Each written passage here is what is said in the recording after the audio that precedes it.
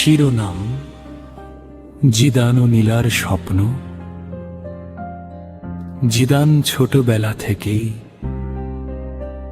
বড় কিছু করার স্বপ্ন দেখত, কিন্তু তার পথটা সহজ ছিল না। অনেক মানুষ তাকে বলতো, তুমি পারবে না। তবু সে হার মানেনি। একদিন তার পরিচয় হয় নীলা নামে এক মেয়ের সঙ্গে। নীলা খুব পরিশ্রমী ও সাহসী ছিল। সে সব সময় জিদানকে বলতো, স্বপ্ন যদি সত্যি করতে চাও তাহলে চেষ্টা চালিয়ে যাও। জিদান যখন হতাশ হয়ে পড়তো, নীলা তাকে উৎসাহ গে।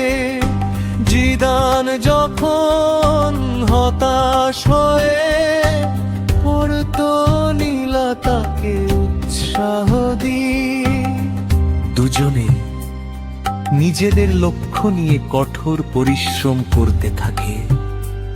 অনেক বাধা এলেও তারা থেমে যায়নি। কয়েক বছর পর জিদান তার স্বপ্ন পূরণ করে সফল হয়। নীলা নিজের জীবনে প্রতিষ্ঠিত হয়।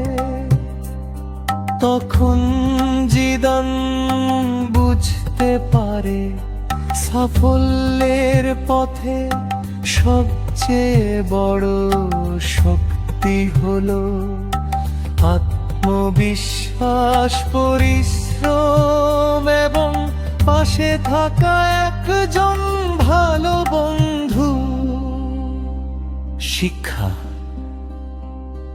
যে মানুষ স্বপ্ন দেখে এবং পরিশ্রম করে, সে একদিন না একদিন সফল হবে।